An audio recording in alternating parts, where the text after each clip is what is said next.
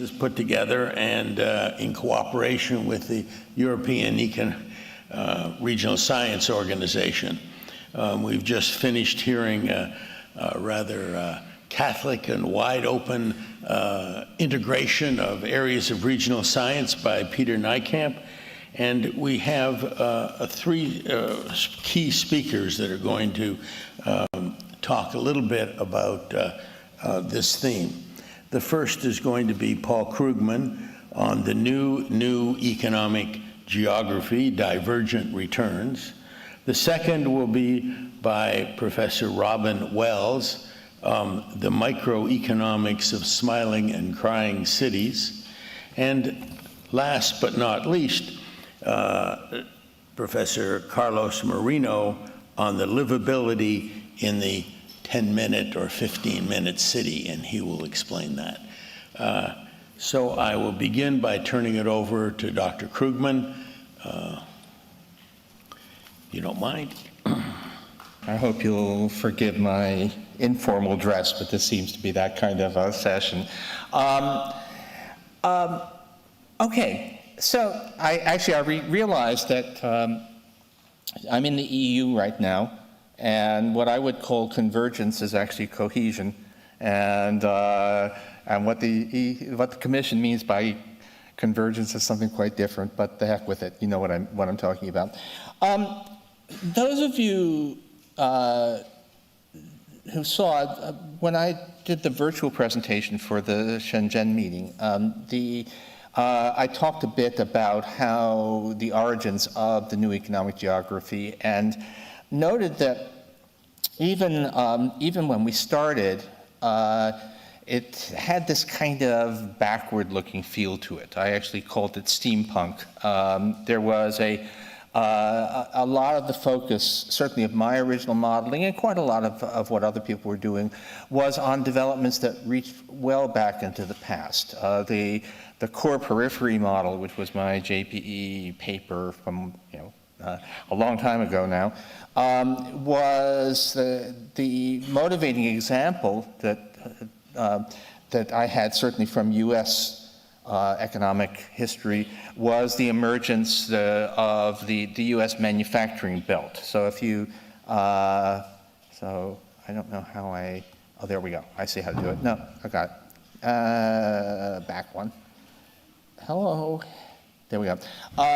So in the second half of the 19th century, the United States went from being a place that was, well, it wasn't homogeneous, but in any case, what happened was there was a very sharp distinction. A lot of economic activity concentrated in a relatively, I mean, this is still a huge area, but a relatively small fraction of the country. Manufacturing got concentrated, and the question was why, and I tried to go through how changes in technology led to the greater strength of the forces for geographic concentration of industry, and also to a lot of localization of industry. So not just that manufacturing in general concentrated, but that in particular cities, particular locales became the center of industries. And it was,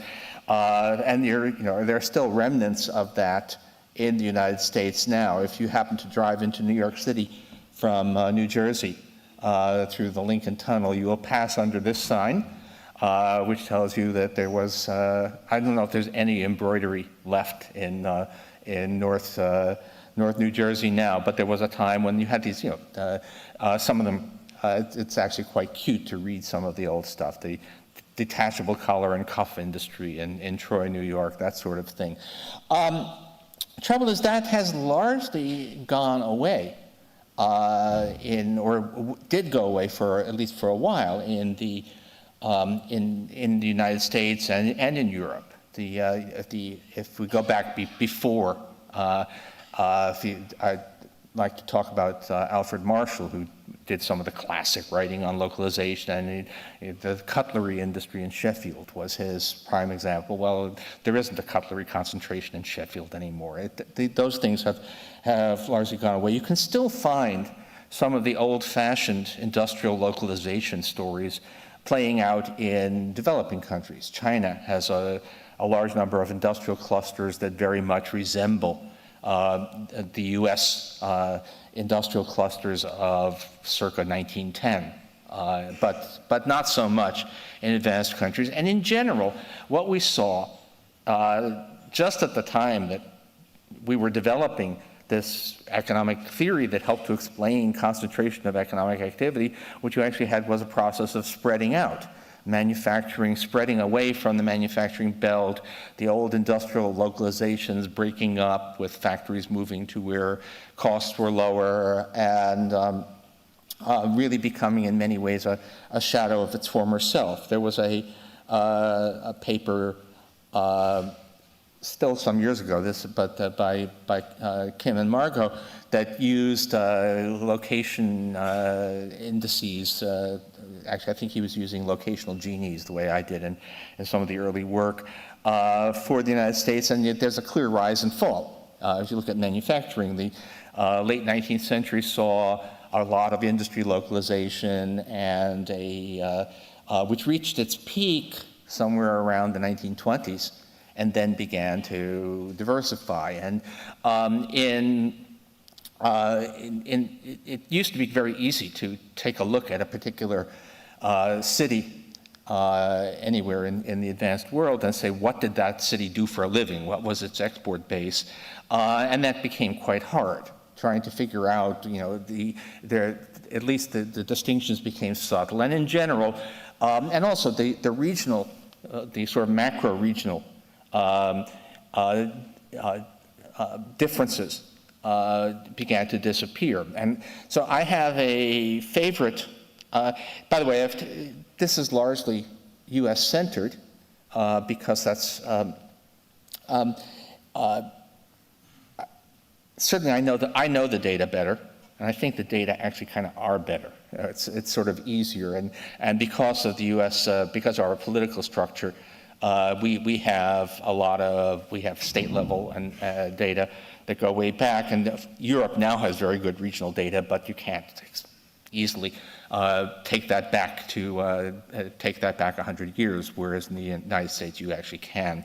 So let me give you my favorite pair of charts, and then try to talk about what it means. So when I talk about, the new economic geography is now, sometimes people call it the old new economic geography. And so now we need the new economic geography. And what I want to get to at the end of this little talk is the possibility of a new economic geography. But let me get there in a minute. So what we have, there are many indicators, but this one is just particularly convenient and stark. We do have estimates of personal income per capita for US states going back all the way, the official ones go all the way back to 1929. And before that it's much flakier, but that's enough to make my point. Here's the states in the United States between 1929 and 1980.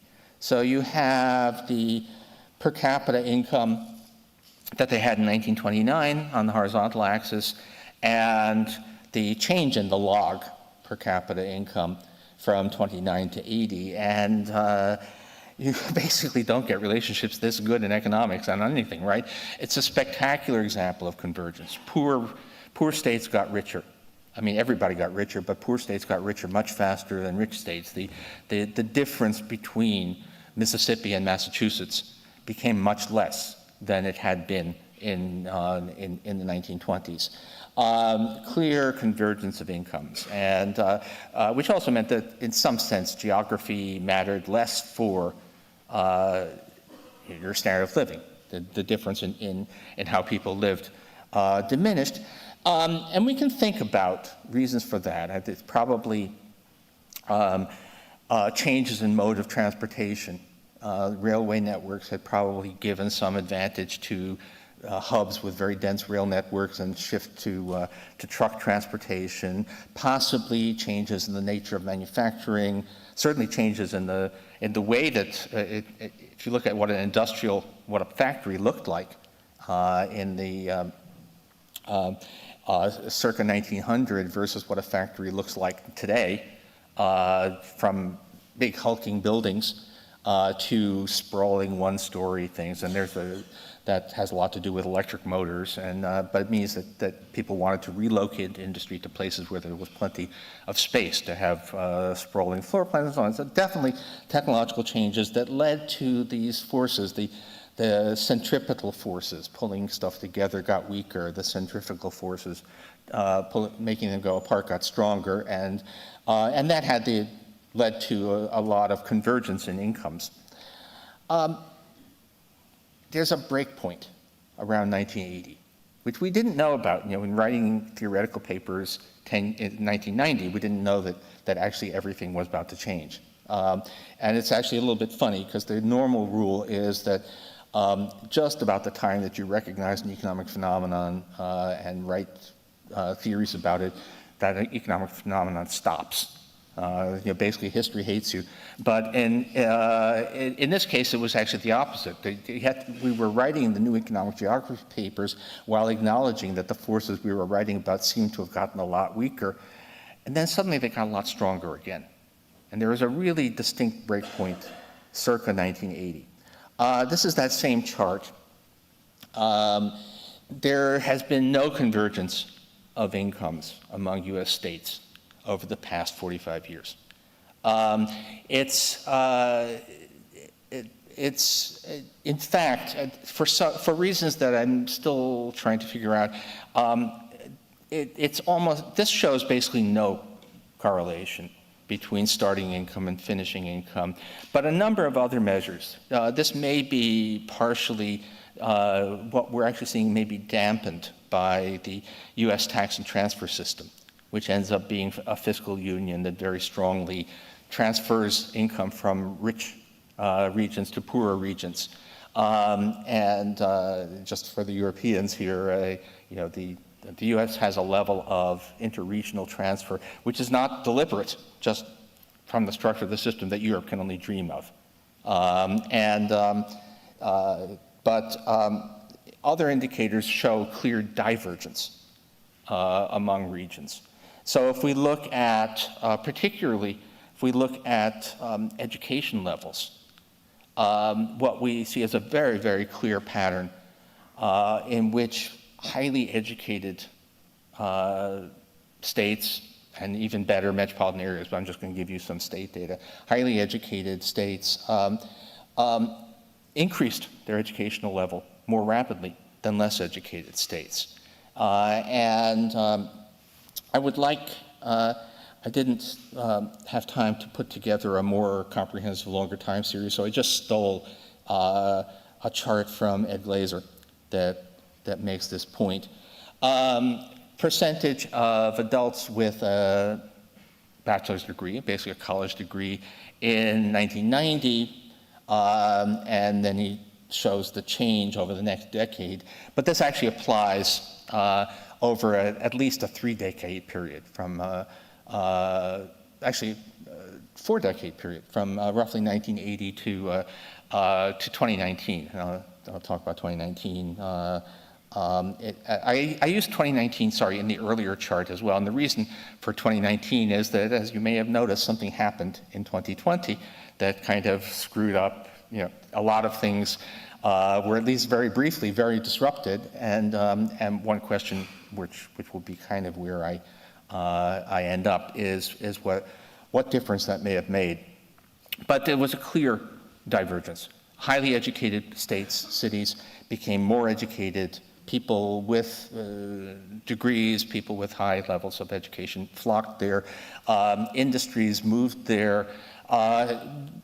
Probably best bet is this is the rise of a knowledge economy, that it basically maybe a traditional manufacturing plant you want to put someplace with plenty of space and relatively low wages, but if you're a high-tech company, you want to be someplace that has a deep labor market of highly skilled people and a lot of firms that can provide support, lots of knowledge spillovers.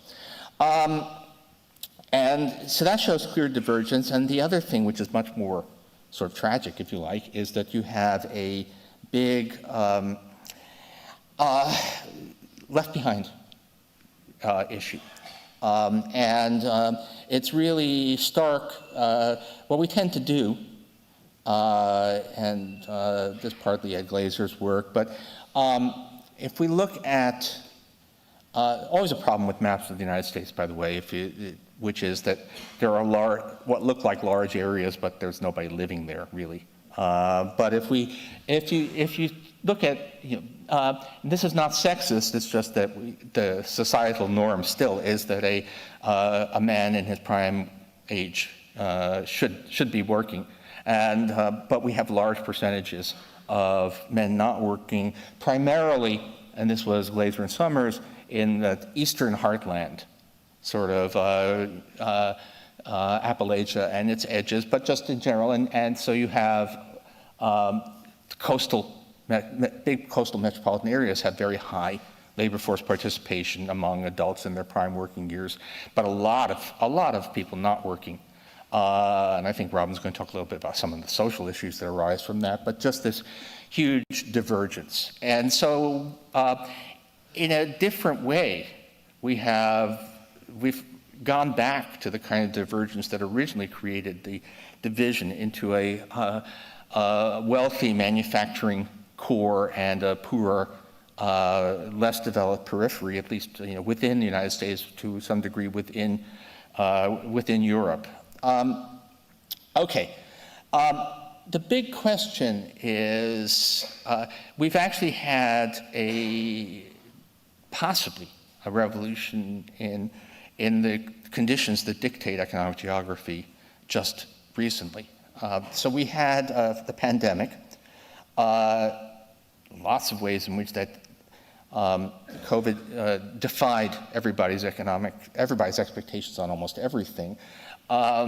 And some things have gone back to the way they were before, but we're, a fair number of the participants in this conference are not here, which we might have been able to do 5 years ago. The technology was basically there, but it was not something we did. And the pandemic led to a huge rise in remote interactions, which is an infant industry phenomenon. It turns out that once people had learned to do a lot of work by Zoom, many of them stayed with that, even after fear of contact receded. And it turns out and what we are still trying to figure out what that means. There were many people who thought that this would lead to the death of cities. Why be in an expensive, congested metropolitan area when you can do work from anywhere? That's clearly turning out to be greatly exaggerated. And we don't yet know whether it's going to increase or reduce the concentration of income in already wealthy areas. It could go either way. It's on the one hand, it's certainly possible to live someplace remote and work. On the other hand, it's also possible to provide what were previously local services from a centralized location. So it may be that somebody sitting in the New York metropolitan area will be doing stuff that was previously had to be done by somebody who was on site in the middle of the United States. So it may cut both ways. So far, there seems to be a pretty clear, internal structure of cities has changed. There appears to be a donut effect where people have moved somewhat out from the center cities, although we don't know if that lasts either. But it's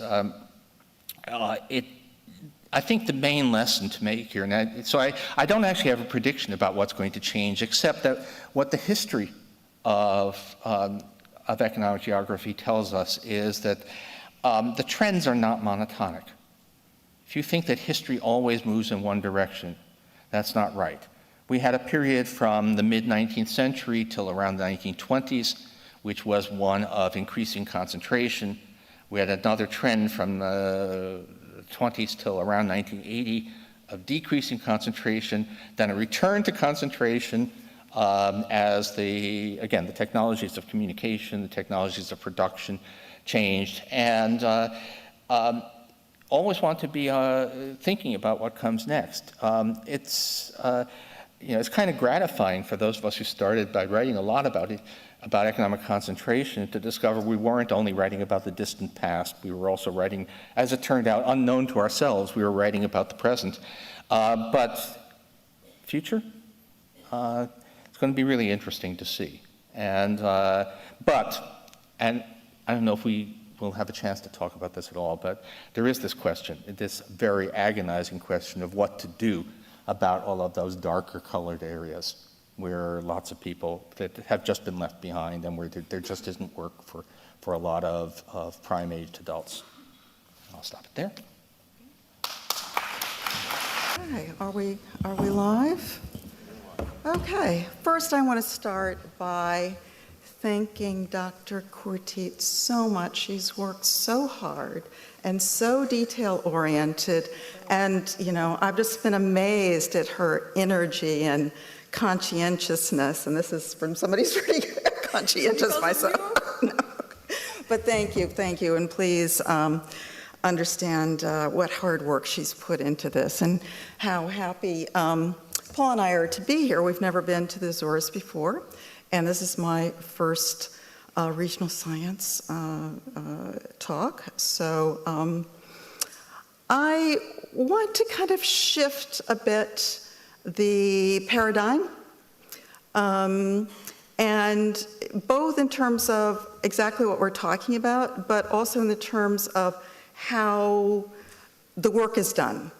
Paul and I actually, I don't know if you know, it's kind of a quiet, secret thing. He has a side gig, which is to write for the New York Times, which is, and if you didn't know as well, we have our every 4-year big drama going on in the United States right now. We have our election.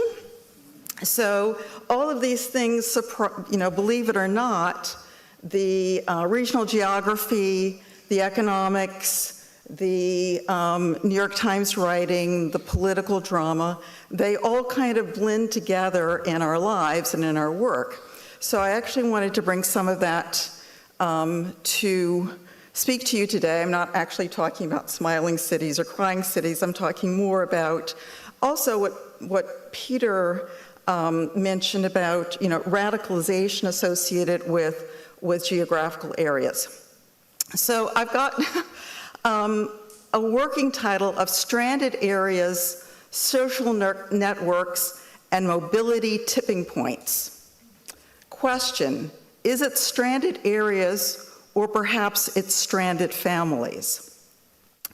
And to illustrate that, I wanted to again bring in part of our national drama that's going on right now, and I call it The Tale of Two Vice Presidential Nominees. Okay, if you, oops, my computer seems to have gone down a little bit. So if you are not aware, we have two vice presidential nominees. One is Tim Walz, who is running along with Kamala Harris, and the other is J.D. Vance, who is running alongside Donald Trump. Now, I ask that this map be left up because the tale of these two vice presidential nominees very much tells you a story about the differential effects of changes in the U.S. economy according to geography. So J.D. Vance comes from the area where you see KY, WVA, and Ohio.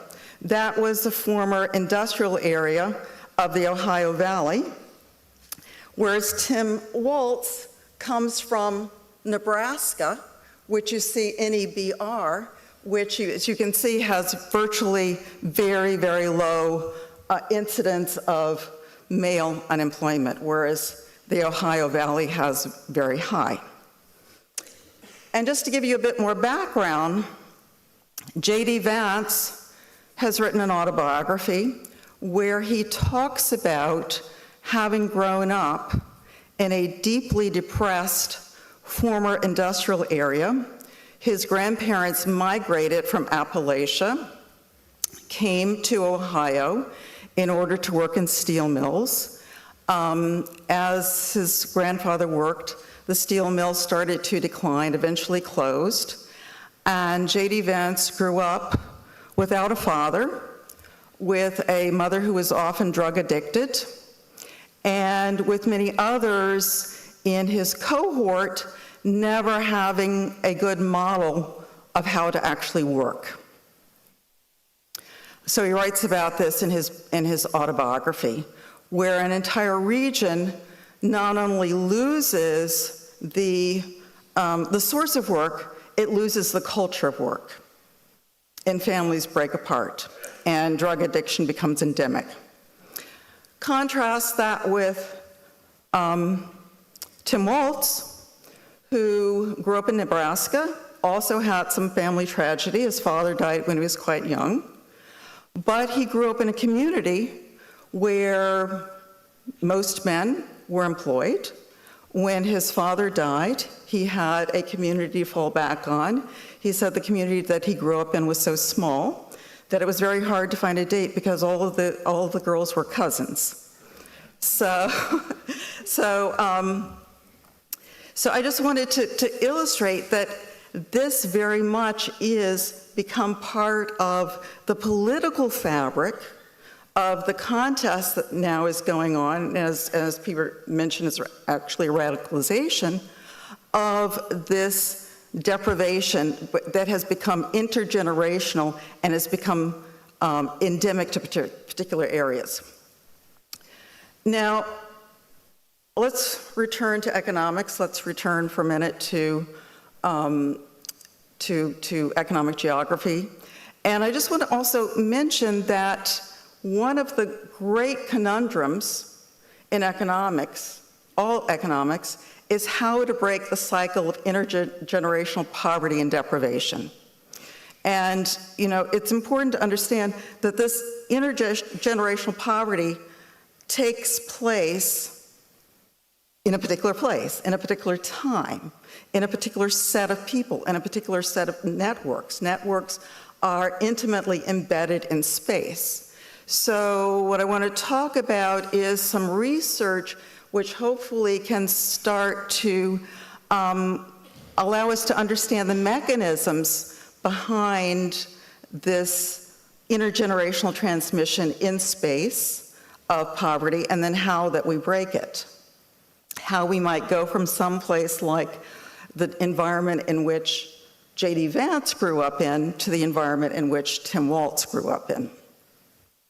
So the work that I'm going to talk about actually is drawn from a recent paper by Raj Chetty of Harvard.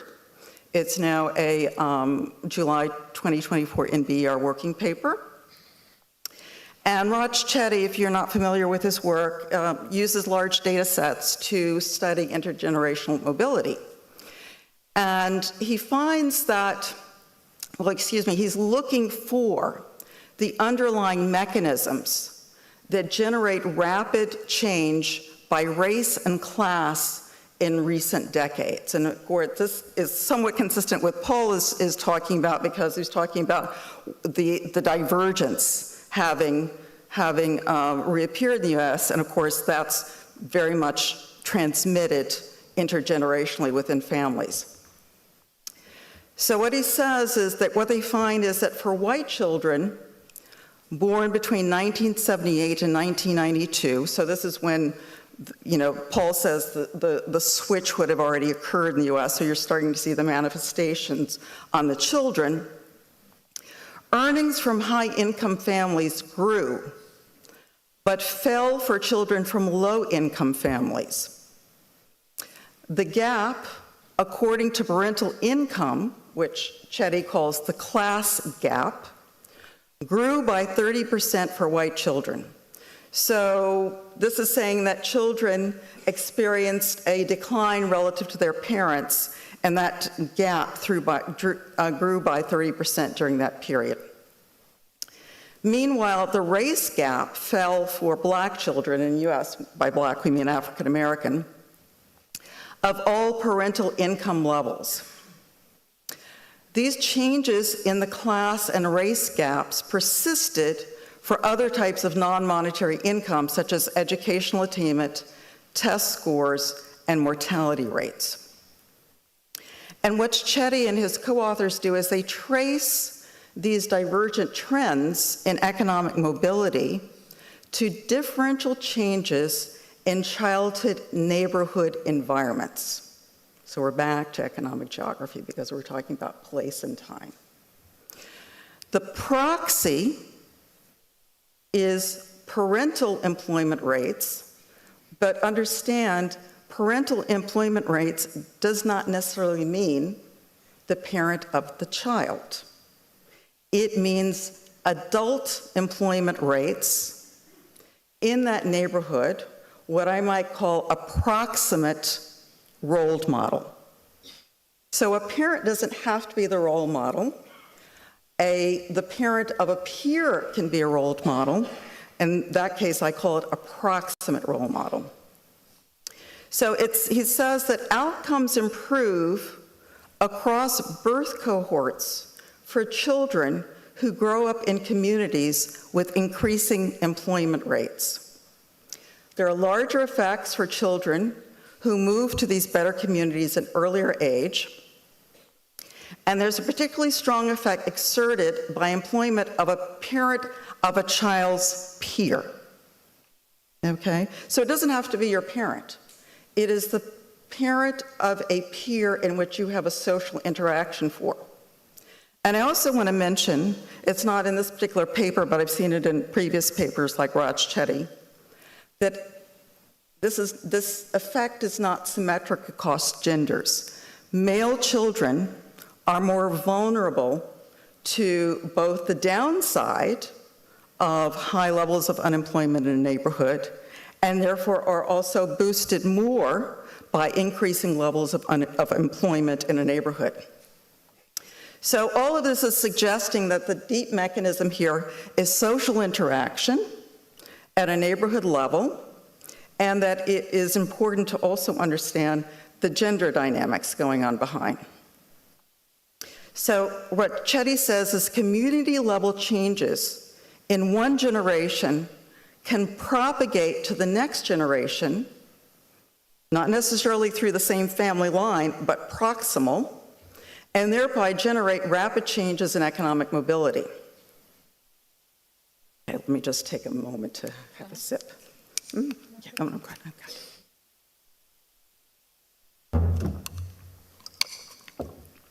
So a couple of observations.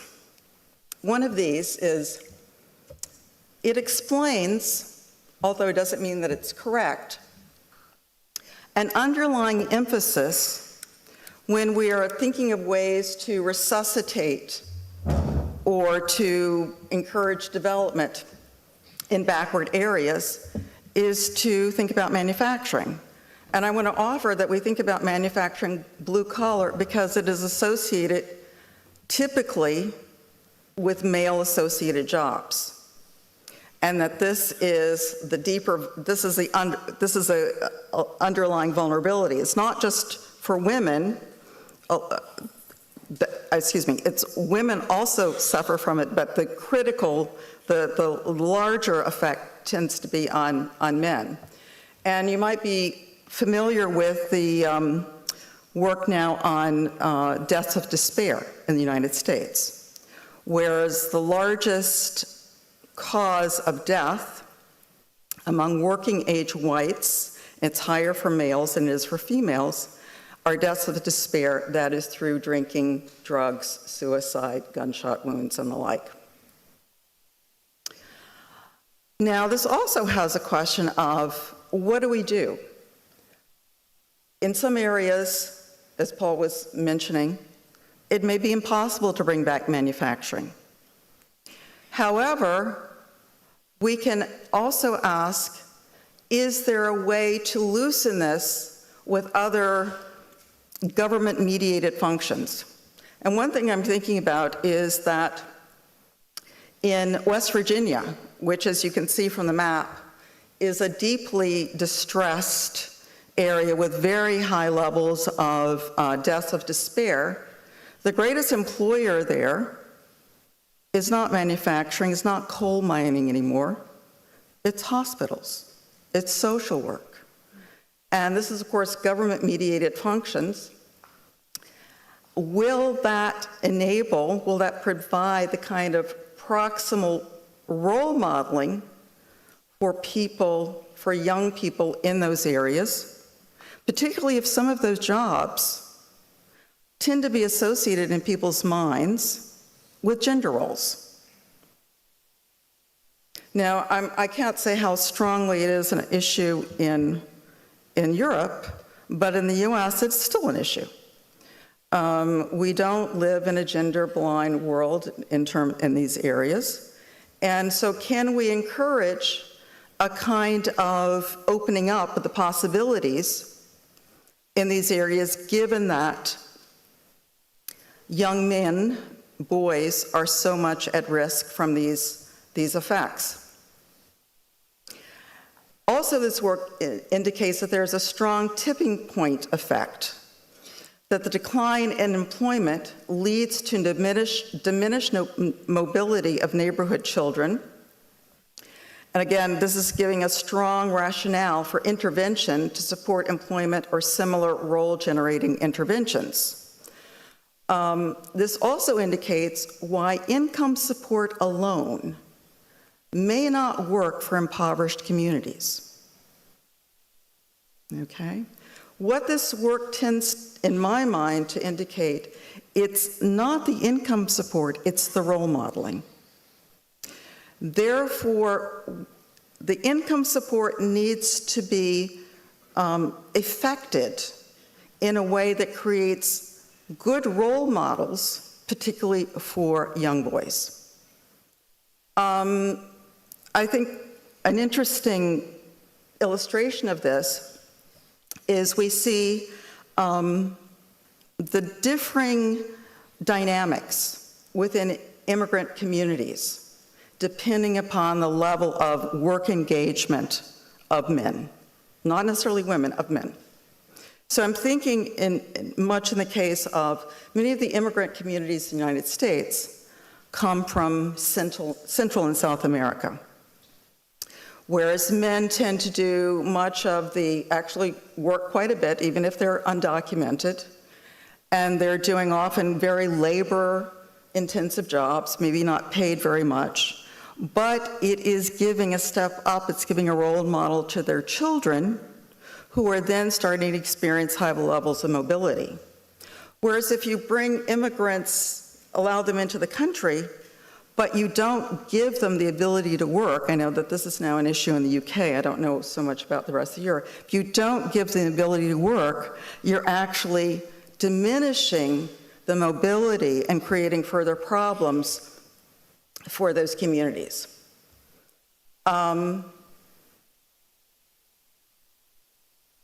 This also speaks to the problem associated with lumpiness in a population distribution across the country. As Paul was saying, the US is very lumpy. There are large regions where there are very few people there. Also, great areas of former industrial concentration. The US is not alone in this. The north of England is also an example of this. East Germany is also an example of this. But as I'm just mentioning, it's not necessarily geographic. You know, Sweden, I know, has had a problem recently of integrating its immigrant community, although they are located right in the middle of technologically advanced economy. And I would say to them, are the men working? Can we find ways to, no matter what they are doing, are they working? Are they nurses? Are they school guards? Are they, traffic wardens? To create a way of integrating the men into the society. So I've just gone a little bit with this work, and I've come up with a little bit of a term, which is, I call the density of proximal role models. And proximal role models are role models that are not necessarily in your family, but they are proximal enough to exert an influence over you. And so here we're talking about a tipping point where if the density of proximal role models falls too low, the culture, and this is what J.D. Vance talked about when he talked about the decline of the area that he came from, the culture of working becomes unknown and unavailable, and it's extremely hard to escape from. One more thing I wanted to add before I start to wrap up. We talked about various ways of bringing economic development to stranded areas.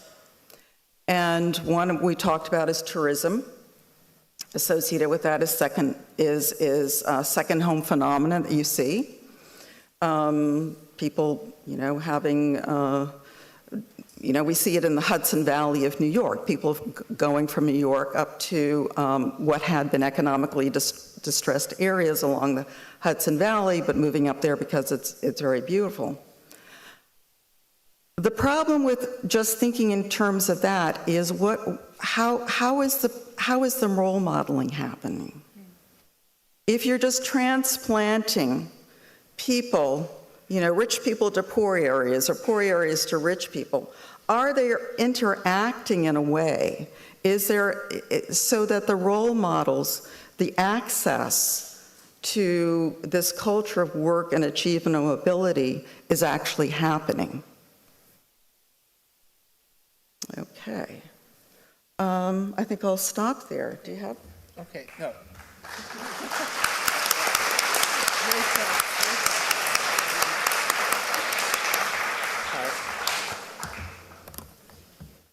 Well, yeah. Robin asked me here because she thought we might need a dialogue, but I'm not sure I have anything to add. I just said one thing though about the social. There's the social issues in the United States. I'm old enough to remember, when we thought of social problems as inner city problems, and especially non-white. And there's a classic work by William Julius Wilson called "When Work Disappears," who said, at that time a lot of people said, "Oh, they're cultural issues," and he said, "No, it's not culture. What happened was that as industry moved out of city centers, they left men, largely black men, stranded, and that became the cultural problems." And if you wanted to do a highly unethical human experiment, you would say, let's take a completely different group of people, like say rural white people, and take away the jobs for men, and see if they develop a lot of social problems. And that's accidentally what we did. And this map, which shows men not working, is also a map of deaths of despair. They're almost perfect overlap. So, my point, however, is that what you don't think of is that these social things are they're actually in large part economic geography. William Julius Wilson was really writing about economic geography and how it can affect our lives. And not always, I actually talked about this is a problematic, the problems are much more than just economic. And I'm being a little incoherent myself here, but anyway, I'm not sure why I'm up here, but you got the point. Well, I also wanted to say that, it's much, much harder to recover once that culture of work has been eradicated. It takes deep and quite extensive intervention. So it is better to, of course, catch it before it gets to that point. And I want to say that I'm not saying that women don't have an effect, the mothers don't have an effect on the intergenerational mobility of their friends' children, but that it's clearly, it's more critical for men and for boys. Once again. Good afternoon. Thank you for this kind invitation. Thank you to ERSA organization, Peter, Karima. Congratulations for your impressive job. It's a great honor to deliver this conference after Professor Krugman and Professor Wells. I want to deliver an overview during 20 minutes on my research work based on the detection of city patterns for examining the best conditions for improving the quality of life. And in this way, we wanted to develop a new relationship between the urban and territorial space and the different uses of time. Urban for high-density zones, territory for medium and low-density zones. I wanted to explain how could we have detected the influence and the power of this new relationship between space and time based on a distributed, decentralized, polycentric proximity for cities and territories. I have started this research in 2010, 14 years ago. Today, this concept, the 15-minute city, has become a very popular worldwide. However, Peter said, the 50-minute city, 10-minute city, 25-minute city, 30-minute city, X-minute city is not a target itself. This is a framework. This is a framework for examining the past of our cities, the present of our cities, and to propose the different lifestyles, work styles for improving the quality of life. This is the reality of our research work. I have wrote this scientific piece. I was very impressed by the influence of the impact. But the most important, in my opinion, is at the same time how this reflection on the new relationship between space and time for improving the quality of life has this worldwide impact for generating a new topic, proximity, polycentric cities, polycentric territories around the world. In reality, the rise of the X-minute city is the rise of this development for transforming today, for acting now, in order to improve this quality of life. And for understanding my research work, I am a mathematician and computer scientist. I'm not architect or neither urbanist. For 20 years, my research was oriented for using mathematics and computer science for understanding the essential patterns in cities based on the definition of the quality of life and to detect the invariant for obtaining a real quality of life in our cities. But this research work needs a permanent dialogue of the local governance, mayors, president of metropolises, president of regions. And this permanent dialogue with the mayor of the C40 cities, with the institution in charge of cities as United Nations, Habitat, UCLG, etc., has offered this possibility for developing with the proximity a methodology, a path, a trajectory, a roadmap for improving our quality of life in a complex world, in an uncertain world, where we need absolutely to reconcile sustainability in order to have a real success in face with the global threat of our civilization, climate change.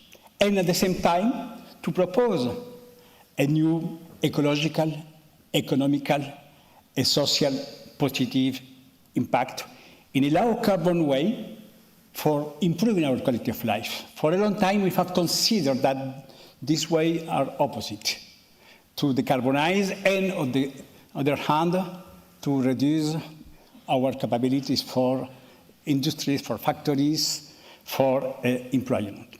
Today, we have created with UN Habitat, C40 Cities, UCLG, the Global Observatory of Sustainable Proximity, and this is an amazing possibility for observing the impact of this concept, for having a real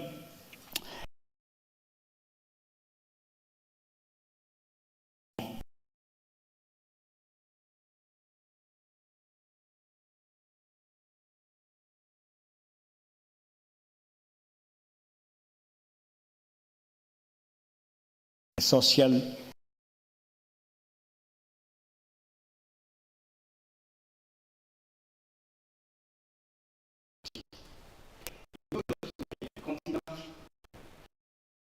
for 3 years. A very important program driving urban transition, sustainable future for cities, with this item, the 15-minute city transition pathway. This is the call for proposal with cities, academic researchers, stakeholders, in order to evaluate the condition for implementing this concept. In April, our colleagues have published the first document with more than 100 experiences in Europe for that. We need to understand that even if I have the honor to lead this global movement, this is in reality a movement that exists for a long time. And this movement exists at the same time that our cities were transformed by the predominance of automotive, of cars, by the segmentation, zonification, urban segregation. At the end of the 19th century, a President Obama has proposed the Garden City. Giorgio Simmel, at the beginning of the 20th century, in 1903, proposed this idea is not enough to have a roof for living in a city.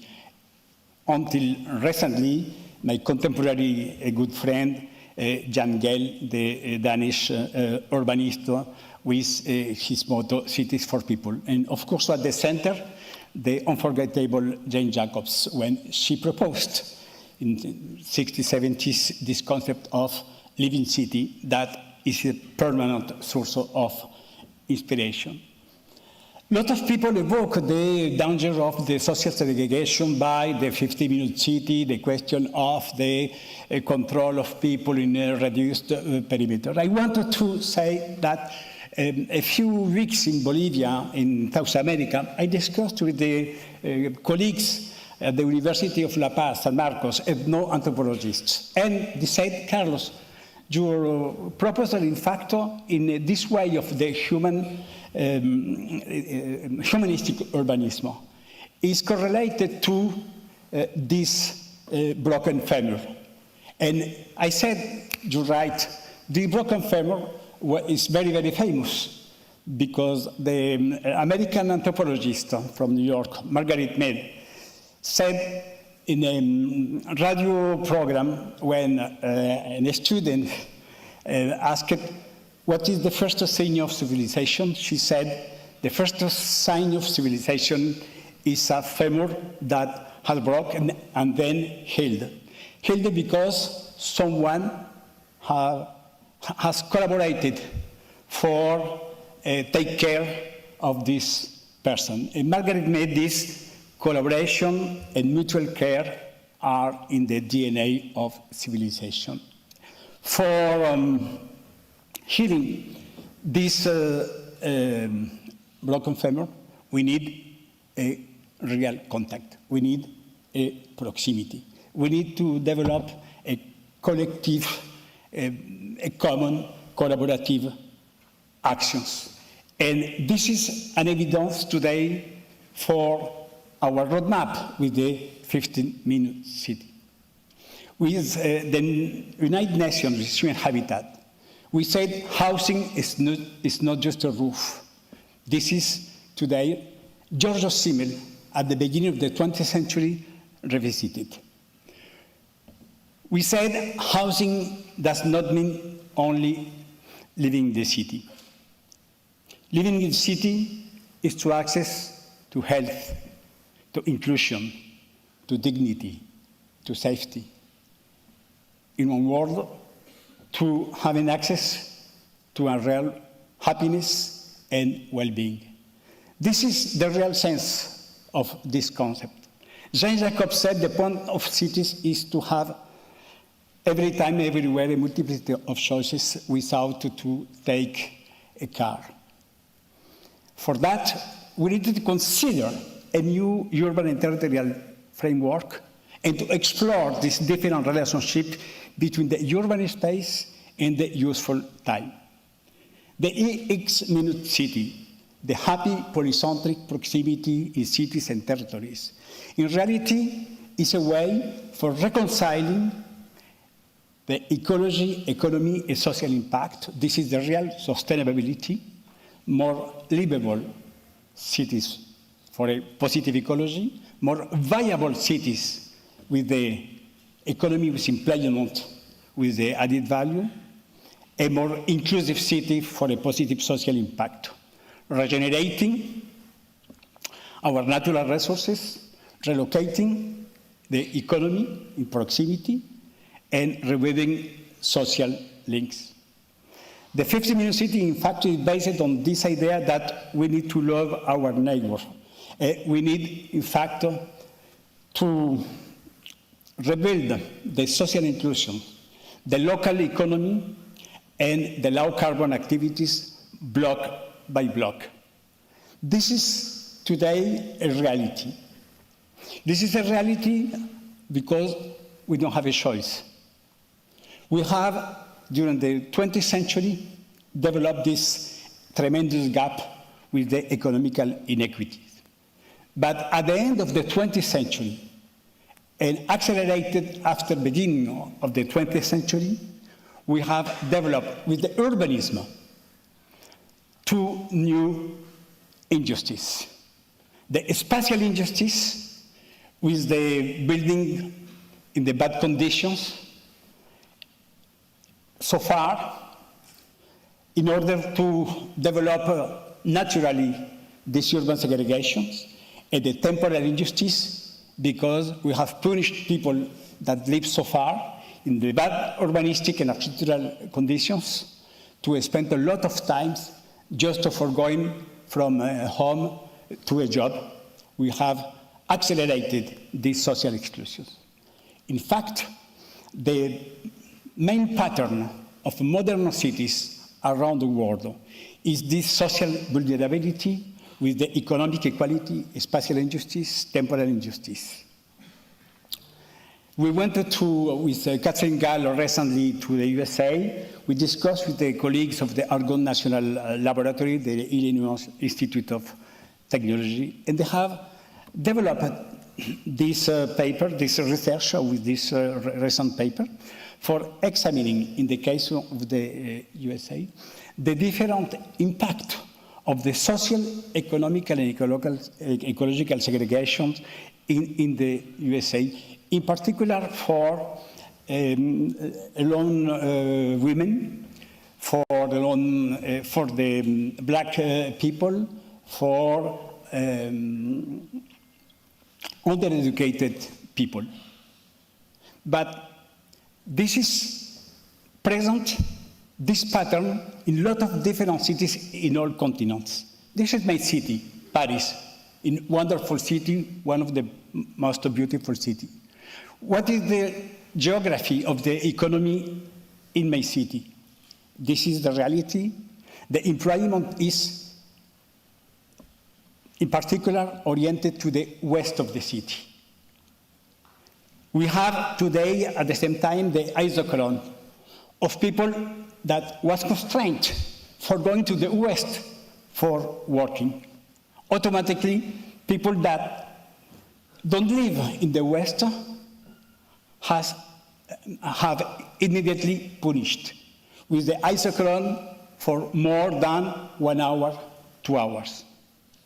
Where people live in Paris? In the west, the rich people. In the east, the social housing, in the popular district, in the overcrowded buildings. This is the real segregation in our cities today. This is the case in Paris. In the northeast of Paris, the rate of social housing for people with low incomes have reached until 42%. In the west of Paris, where live the richest people, 2.2%. This is the reality of the segregation in our cities. We have explored a lot of different cities around the world, in the global north, in the global south. And in fact, this triple injustice, economical inequality, urban segregation, and temporal segregation, in reality is a repetitive pattern. This is a digital exploration of the city of Toulouse. This is the middle city in the south of France. In blue, this is the historical center of Toulouse. Good, right, perfect. We have a lot of different services, etc. 10 kilometers after, 15 kilometers, 20 kilometers, 30 kilometers. The color turned for being red. Only for housing, without services. This is the concrete demonstration of the impact of this temporal and spatial urban segregation, and the political consequences of the poor people, the people undereducated, the people with the low incomes, vote for the extreme, far right, far left. This is the case in Toulouse, this is the case in France. This is the capital of the country where I was born, Bogota, Colombia. 9 million of inhabitants. The pattern is the same pattern. In the southwest, the informal settlements, people undereducated, low incomes, the rate of unemployment. At the opposite, in the northeast, people overeducated, people with the employment because the corporate district is in the northwest. What is the pattern of the isochrones? For accessing to a job, for accessing to education, for accessing to health, for accessing to entertainment and culture. In orange and red. In this informal, in this popular, in these overcrowded districts. More than 90 minutes, even more than 120 minutes. The question is not to develop more and more mobilities. The debate in Bogota is we need 2 metros and more buses. No. This is the isochrone of the mobility. This is not a surprise. The big mobility, the big commute from the southwest towards the northeast. Because we have this economic equality, temporal and spatial injustice. We need more education, more schools, more high schools, more university, more local employment, more short-to-seek, more medical services, more cinemas, theaters, etc. This is the reality of the segregation in our cities.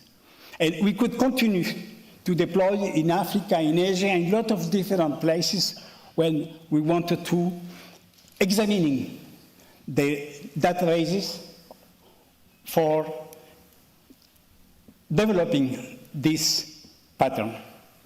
The 50-minute city, in fact, is in a way in a humanistic urbanism for developing inclusivity, for fight against segregation.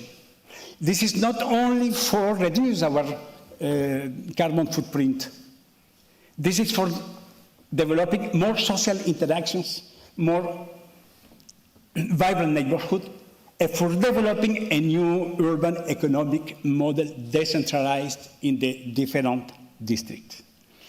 These are the essential principles: proximity to essential services, organic density, mixed uses, quality of the public spaces, efficient public transportation for interconnecting people, active low carbon mobility on foot or by bike, inclusivity and ubiquity. In reality, we wanted to answer to this question: in what kind of city we want to live in face with climate change, in face with traffic jams, in face with mineral cities, overcrowded public transportations, the new pandemic, the former business model of the mall totally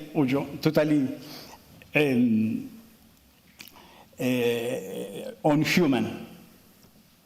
We wanted to change the pattern of the cities, given that we continue to live with the same pattern after the emergence of cars in 1933. We have shaped our cities by three materials: cars, oil, and cement for building. After Le Corbusier, I explained in my latest book, the paradigm was the city that succeeds is one that moves faster and further. And this pattern, this is the worldwide pattern after the Second War. I explained in my latest book. I explored the 5 continents. I explored a lot of different cities, metropolises, middle cities, even small cities. This is the same pattern. The same pattern is the separation of the social functions. To consider that it is normal to live in the long distances. Richard Sennett, the long distances were the normality, when the density and proximity should be an added value. This is the pattern of the west and the east of Paris, the corporate business district, La Défense. This is the pattern of Buenos Aires. We have the same pattern. This is the pattern of Ulaanbaatar, the capital of Mongolia. I studied Ulaanbaatar, I studied Mongolia, the lowest density in the world.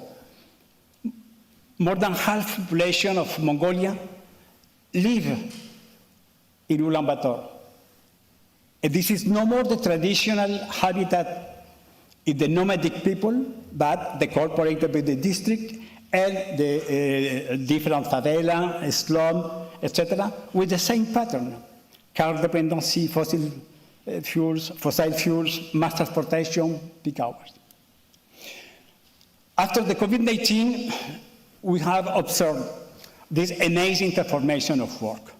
La Défense, the corporate business district in Europe today, is in very, very bad condition with its business model. It's just too close to have under the break-even. This is a great, great opportunity to change our work style. This is one of the key of the success of this proposal. The social circularity with more habitability, show the short to low carbon distances in a polycentric city, and we have proposed this social circularity with one color for each one of essential human functions: to live, to work, to supply, to care, to learn, and to enjoy. And 3 new indicators of the quality of life: my personal well-being with my family, my sociability with my neighbor and my work colleagues, and my sustainability, my footprint, and my otherness.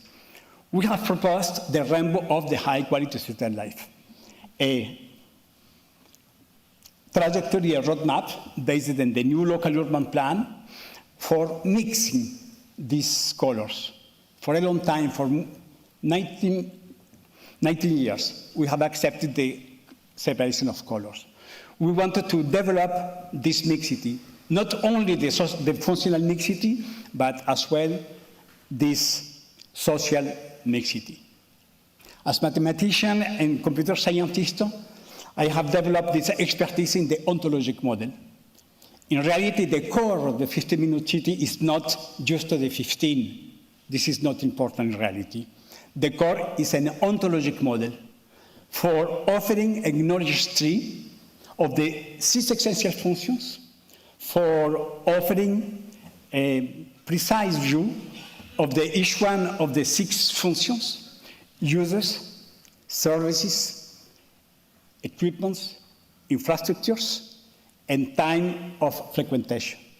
For that, we have developed this methodology with the quantitative exploration, mathematics, geodata analysis, statistics, and the qualitative work for involving citizens in these transformations.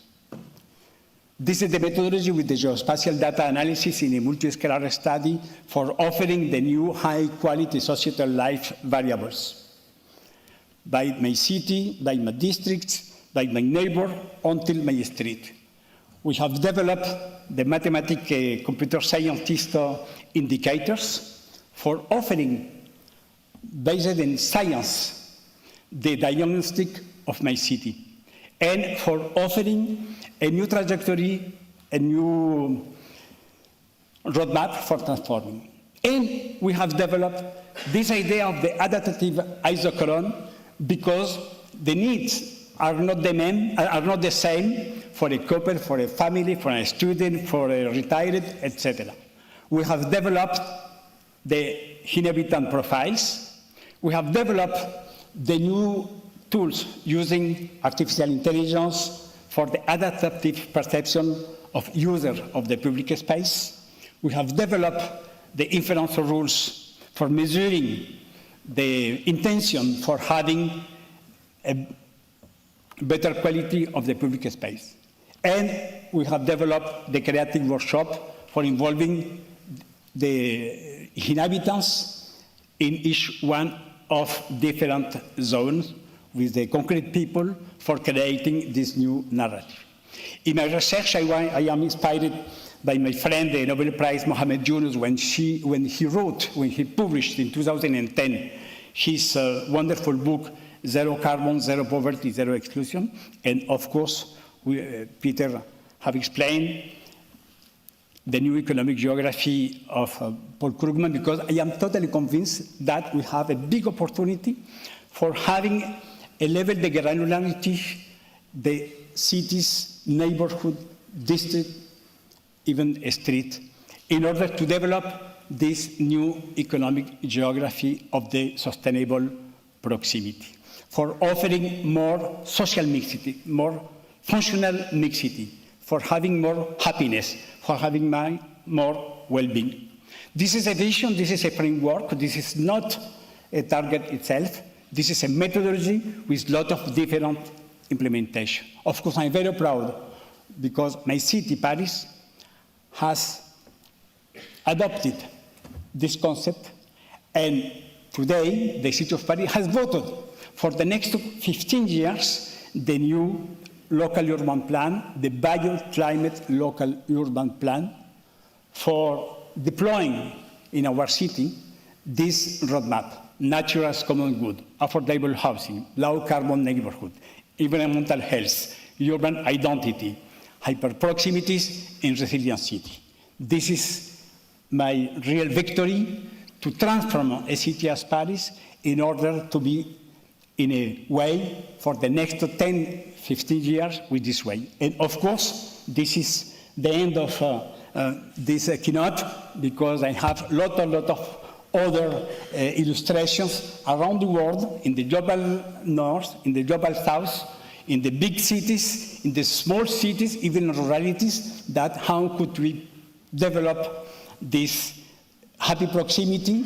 And I am totally convinced, how could we develop this new economic geography for a sustainable proximity. Thank you, Paul, for inspiration. Thank you, Robin, and thank you for your attention. Thank you very much for three wonderful presentations. And I have a consideration that I'll put to the three speakers, because it affects the three ideas. So, although no one spoke about smiling cities and crying cities, but we know that there are crying cities with smiling people inside, and there are crying people in smiling cities, and that, especially in developing countries, Professor Moreno mentioned mostly developed country cities, like except for Bogota.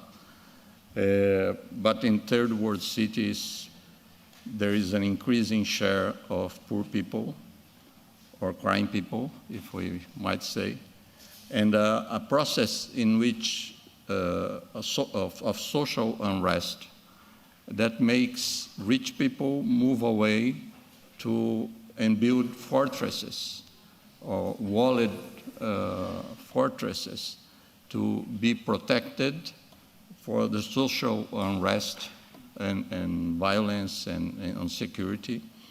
And at the same time, the poor are pushed away from the center because of price of land, and mostly sometimes government-driven projects that put them far away.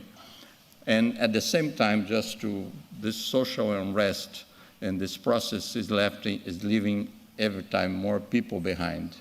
And with social network and all this, the new technology, we know that political unrest is increasing, and in almost every country we see people very short question. So the idea is that for the future, how those changes, this increasing social unrest, may influence livability, may influence convergence, and may influence the possibility of people learning with their peers. Thank you. To whom? To whom? To the three of them. Okay. Okay, I can't, unfortunately, I don't know developing world cities. I can't really address this. I do want to say that, Robin and I live in something that is, for us, very close to a 15-minute city. That is certain parts of, and what it, the, just, I think just my point about, so New York, obviously I know, and I'm a little bit of a New York patriot, but what people do not, there's a mythology. People still envision it as the kind of dystopian, dangerous landscape, and it is really, really not.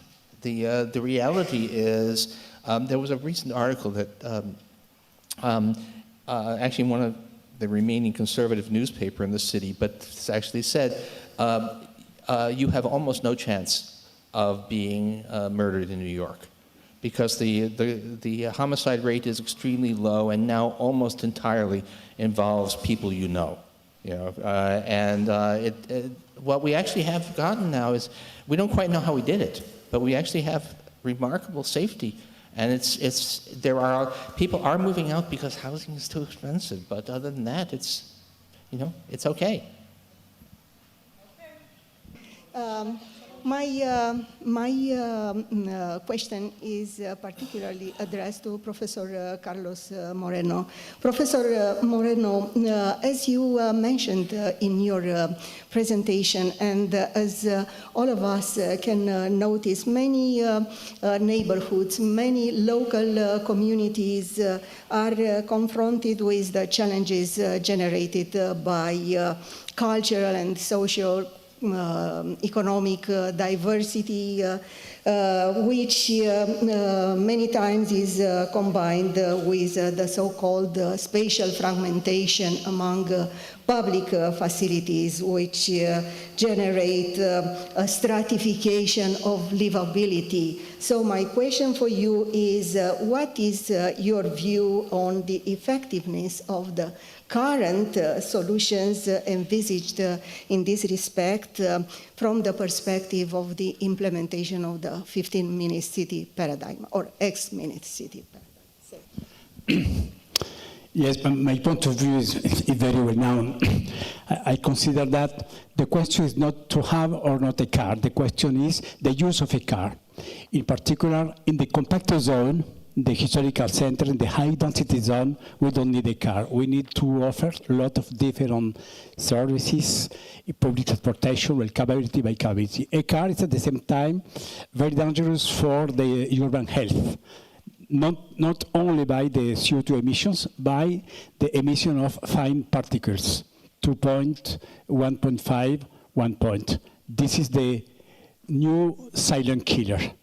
Of course, we need to propose for the low-density zones the use of a car. But your question is the individual car. The individual car, of course, we need to transform for the new business model, the car sharing, the on-demand transport, for the collective real time in other.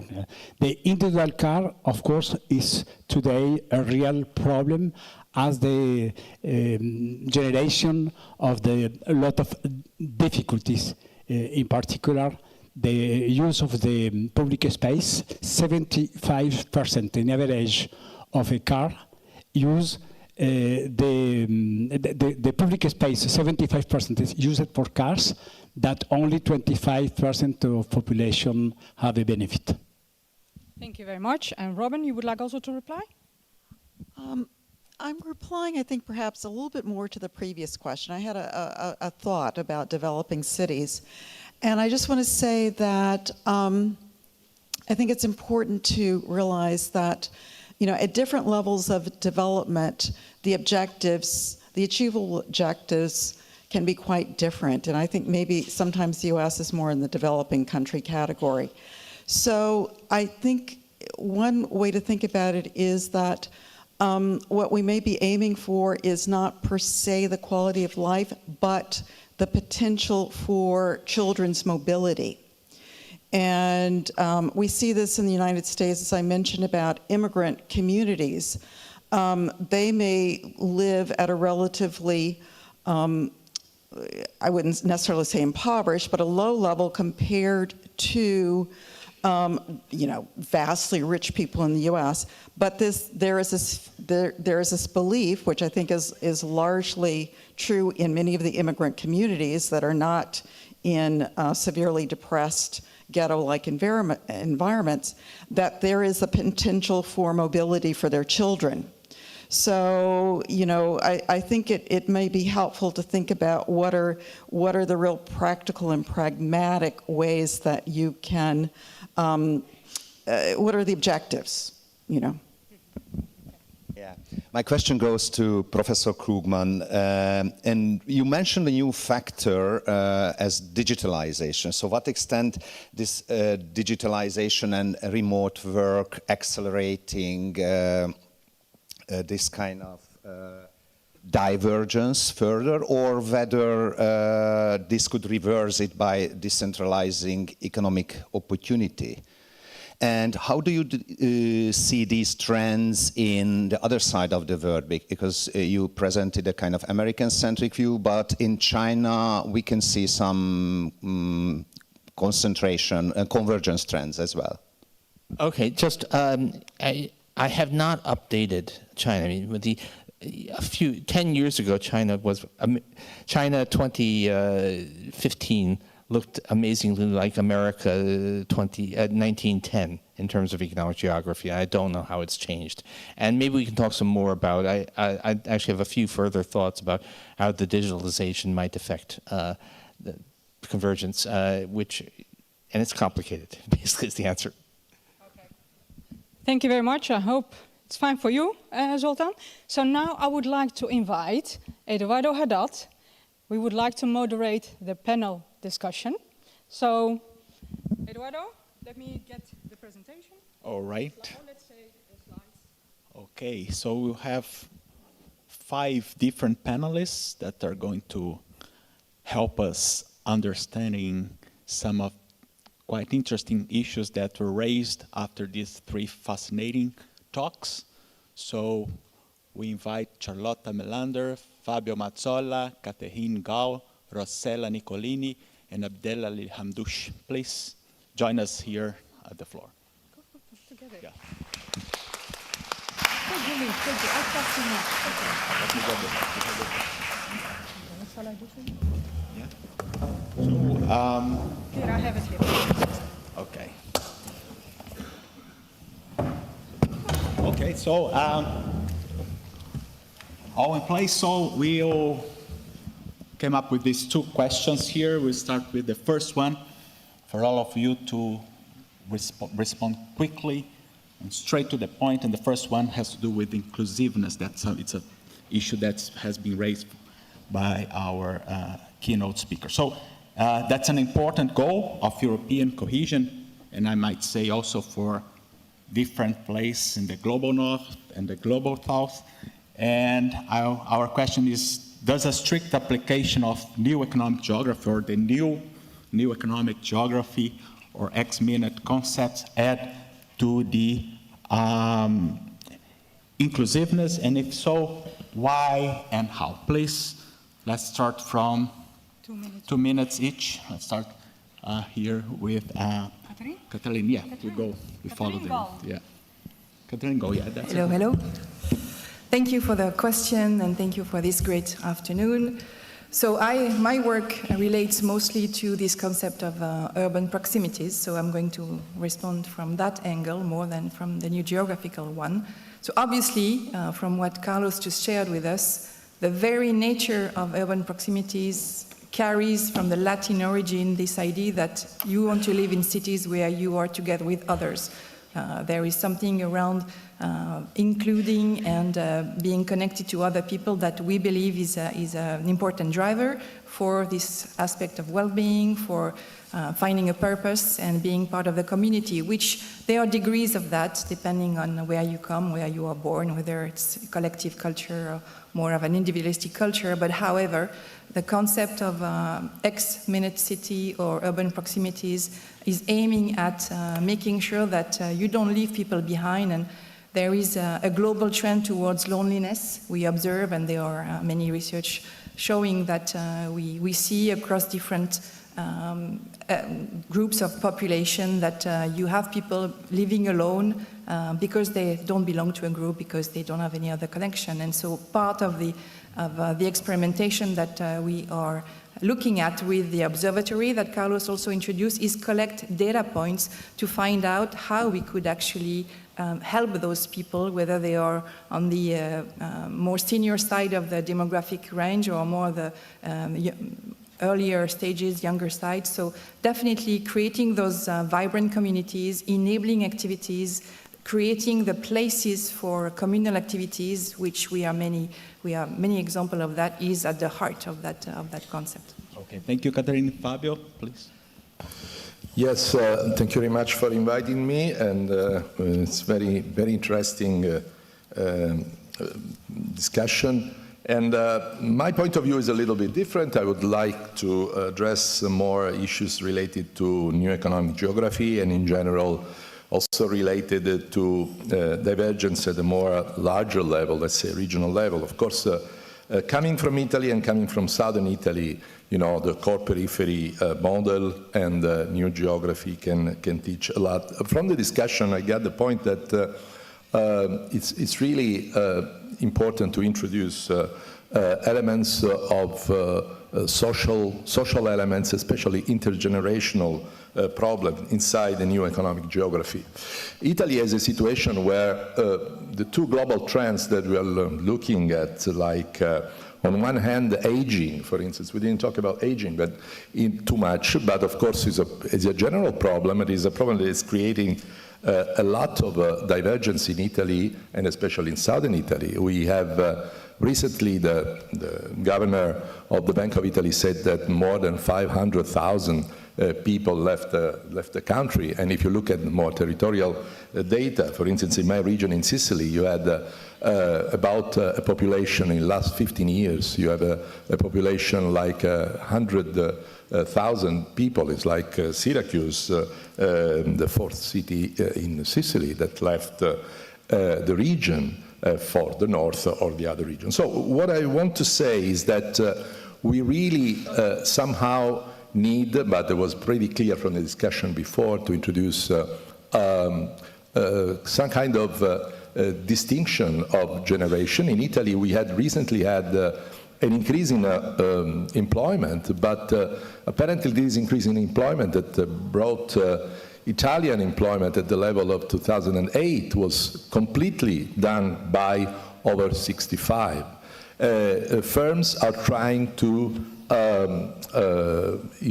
employing more older workers because in times of uncertainty it's better for them. And of course this has a counterpart in the moving of young. So talking about inclusiveness at a larger level, we should have inclusiveness for the young people. So I think that new economic geography can be adapted to that, and maybe in the second round I can react on that again. Thank you for bringing this perspective from Italy. We are going back to Italy, but now from a Spanish perspective. But not exactly, I would say. I would propose something in more general perspective. So first of all, I would like to thank you everybody for inviting me to be a part of this panel. And I would say my reply to this question goes back to three central keywords, in my opinion, that has been proposed during this presentation. One is convergence, the other one is cohesion, and the third one is proximity. So the three of them are not totally independent, they are very, very connected. And in particular, the keywords that move, that comes through when you move from convergence to cohesion is exactly inclusiveness, because this is one of the priority, let's say, that go beyond convergence. You know, in the critique of the convergence study is that, okay, we have the same level of GDP per capita of everybody, but inside this region is really everybody enjoy the same kind of welfare. And this question is really nowadays extremely actual, because not only young, but also aging of population. So you have retired people that are losing jobs, unemployed, immigrants, legal immigrants, illegal immigrants. So you have several points. And so what has been evocated also, the potential peers effect that can stem in city, in town, in regions, can be a way in order to overcome the cultural fracture, the cultural divisions, the social, economic division. But at this point, this is not something magical. So I would like to put another question in these points. If we trust in peers effect, if we trust in other initiatives that can take place and help to cohesion, these pass through the interaction of agents, any kind of moment interaction of agents. And therefore, how we can make agents interact in a society in which Facebook, Twitter, Instagram are the striking feature and the way to drive if people don't meet. And indeed, there was citation of a paper contribution by Chetty. Chetty also is this fantastic database on Facebook in the United States. And it's really important to understand that people does not interact in the same neighborhood, but they can also interact across states. So the issue of to include, I mean, to take into account how the standard kind of framework of analysis can contribute to the questions, to me, pass through the way how we can make or understand how people can interact. Okay, these are very interesting points. So, Charlotte, please. Yeah. So thank you very much. Thank you so much for the great presentations to start with. I think my take is slightly different. I've spent the last 25 years trying to understand cities in my research, but outside of my academic work, I've spent even more time trying to understand what will happen with all places that are being left behind, especially from a Swedish context. And I've visited most of those places over the last 15 years. And from outside, I always have this perspective that these people are stuck in those places. And that is not the case when you go out there. They love their places. They remember the places the way they used to be. I mean, obviously they suffer from the population decline, schools are closing, the police has moved away a long time ago, and they feel like they have been abandoned.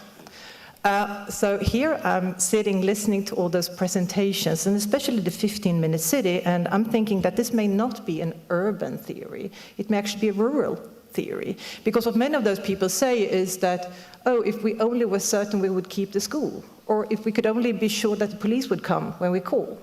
So I'm thinking maybe this would be a rural theory of a 45, 60-minute rural area. What can people expect if they live outside of cities? And that this would be a policy opportunity to pick up, like to actually make sure that some basic services provided by the public is assured in many of those areas, to make sure that those who still love those places are able to stay there.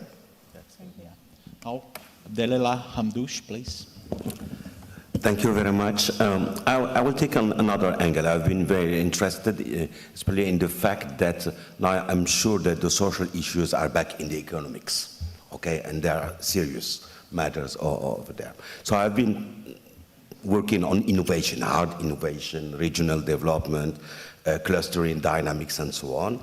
And 15 years ago, I turned to social and institutional innovation as key entries for understanding how territories change, and especially cities over there. And then what is important about social innovation especially is the fact that we changed completely the approach with many research projects with the European Commission by taking this entry of what is going on the field. Let's look at the problems, the issues, and how eventually these problems have been solved. And we discovered a huge potential of local innovation dynamics that inspired at more institutional level, that inspired new policies.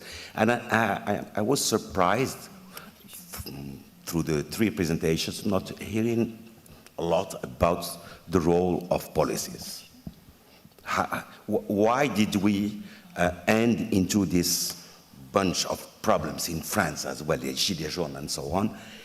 Today, everywhere, my idea is that there is a certain responsibility, not only from the part of researchers, but from the part also of policymakers and decision makers. Thank you. Thank you. So we're going to the next round, and that's a very important issue so that we can reach our young regional scientists. So we saw that many issues, a rich range of novel research has been unfolded, and new challenge for regional science, for regional scientists. So quickly, please mention just one concrete actionable research project or topic to be undertaken to address some of the challenges that were raised. So please. So my response to this is actually piggybacking on what was just said. Carlos presented the Driving Urban Transition Scheme, which I'm sure many of you in the room are maybe part of or have applied to. And this is one kind of research scheme that really can make a difference because it's bringing together city, and we talked about it 2 days ago. It's important to equip city people with that sort of knowledge, science-based insight. But then you have scholars like all of us here, and also the private sector and the policymakers. And so it's the only way we are going to see how we learn from experiment and how we can then replicate some of that. So if there is a set of program where I would encourage all of you to apply and maybe talk to us because we are connected to many cities, this is that sort of program that really has a huge impact on the future of how we are going to organize and develop the policy for cities. Fabio? Yes, I move on what I said before. I think a very important issue would be to include at least 2 generations of people inside the new economic geography. But there is another point that I would like to mix with that, and was raised by one of the questions, that is the fact that the digital transformation, in a sense, may give the possibility of more centrifugal approach. So I think the power of new economic geography is really to put together centripetal and centrifugal forces and see how they go. So the interplay between these two, I think, is it may be a fruitful area of research. But I have another one, just very small. It was, in some sense, driven by Professor Wells' discussion about the cultural work. I think I'm very fascinating because, of course, talking about cultural work in Italy is a big issue. So let's say international analysis looking at how the cultural work is important in making distress or development in an area. Rosella, what topic would you like things being submitted to papers in regional science? Regional science. I would say a nice topic is the one stemming from a very nice question. So I would go for questions that have unanswered nowadays, but maybe they are of the very old questions, and still I think for what we have said, for proximity, for interactions, for cohesions, one of the very important things is how to define the optimal spatial unit of analysis. This is something that is unanswered, and nowadays, more than ever, is something extremely relevant to understand for policy actions, for different kinds of initiatives to be taken. This is the answer from our editor, so Charlotte. So I'm going back a little bit where I stopped last round. I think there is a huge job to be made to answer the question how to secure quality of life for places in decline. Like, as people move away, how can we still make sure that those who are left there have a decent quality of life? What kind of functions should we provide in those places, and can we provide? I mean, what kind of trade-offs do we need to make in order to secure this? I think that is it's so important also to avoid polarization in the future, to make sure that those who feel left behind can sort of have some kind of decent quality of life still. Hamdoush? For myself, I've been working a lot, and I'm more and more convinced that geography and economic geography should focus more on small and medium-sized towns. I've been working at the European level and in France as well, because their problems and the way they innovate for thinking about their development and solving the problems are completely different from that we could observe in metropolises or large cities. And here you have these connections of proximity we're talking about between different actors, stakeholders that combine their efforts, their knowledge, their experience for finding adapted local solutions to their development. That I'm convinced that the new economic geography should also focus on that. Thank you. So before we conclude, I'll pass the mic to our 3 keynote speakers just to wrap up and see what they have to say.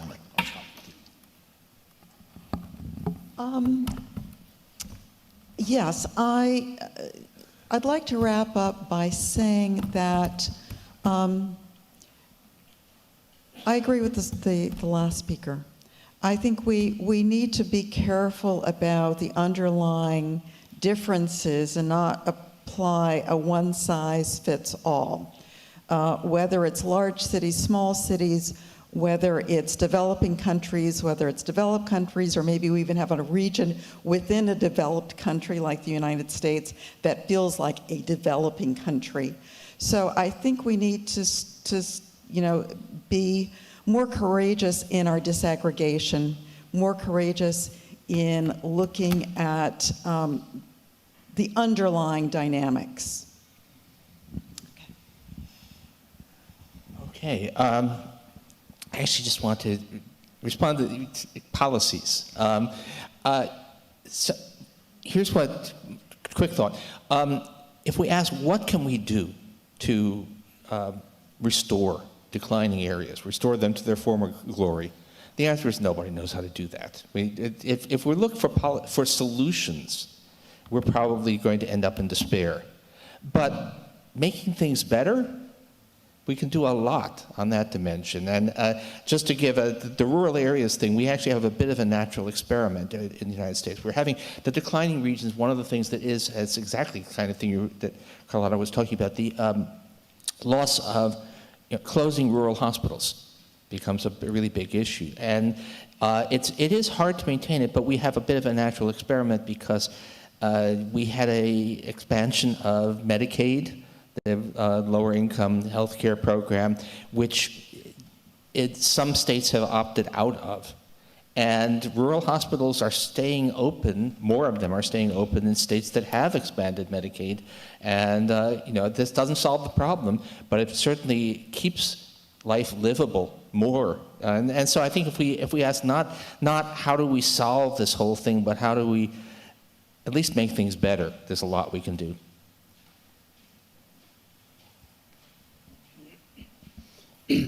Thank you for your definite intervention. I am convinced that the new economic geography is a powerful leverage for revigorating our territories, and the convergence with the happy proximity is a real possibility for offering not a magical solution, but this doesn't exist, but to propose a new methodology, a new framework for thinking differently, for the collective economy, for developing social impact, for developing more low-carbon cities and territories. But this is not the same solution anywhere. We need to customize, and we need to transform in public policy. And the target is, in fact, to contribute to improve the quality of life with a lot of different implementation. Okay, thank you all. Now, Karima. So before we will wrap this session, so I would like, of course, to thank the panel members, Caterina, Fabio, Rosella, Charlotte, Hamadi. Thank you very much. You can stay, you can stay, you can stay. And before I invite Kingsley and Patricia Mello, is she here? Yes, of course. Patricia Mello, yes, and Kingsley. Before I give them the floor, of course, I would like to thank Peter Nijkamp. Of course, the success of this session is also in collaboration with Peter. Peter, thank you very much. Of course, I would like also to thank Thomas Dentino. He's also very busy. I don't know where he is. Okay. And of course, Roberta Capello supporting us. Very positive. Thank you very much, Roberta. And our guests, Professor Paul Krugman, Professor Robin Wells, thank you so much. Carlos Moreno, thank you so much. Catherine Gall, again, thank you. So I would like to give the floor to Kingsley and Patricia, and after that... Okay.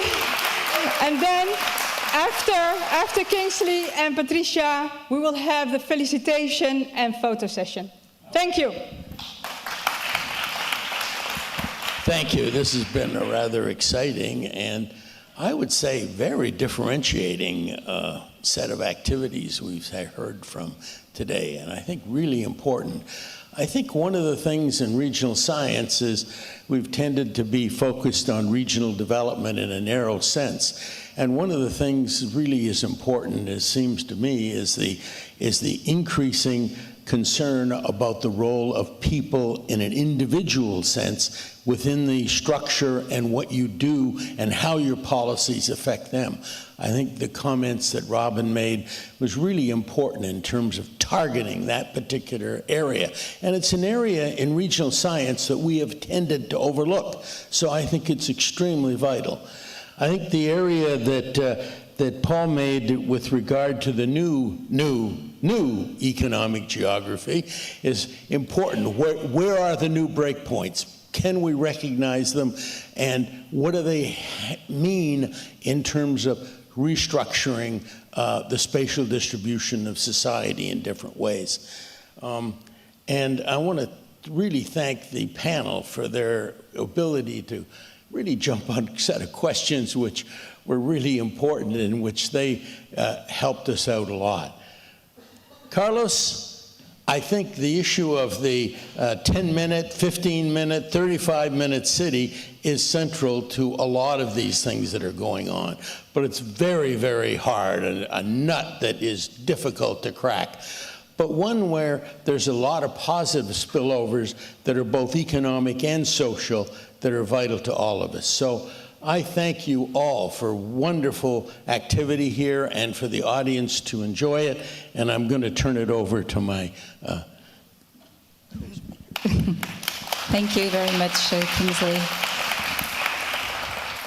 I'm not exactly sure what I'm supposed to say after all of this, hearing all of these contributions, other than thanking everyone, but I'll be very short. Perhaps what I thought from the beginning was quite an unlikely match of speakers, both of them working with distance and proximity, but from very different perspectives.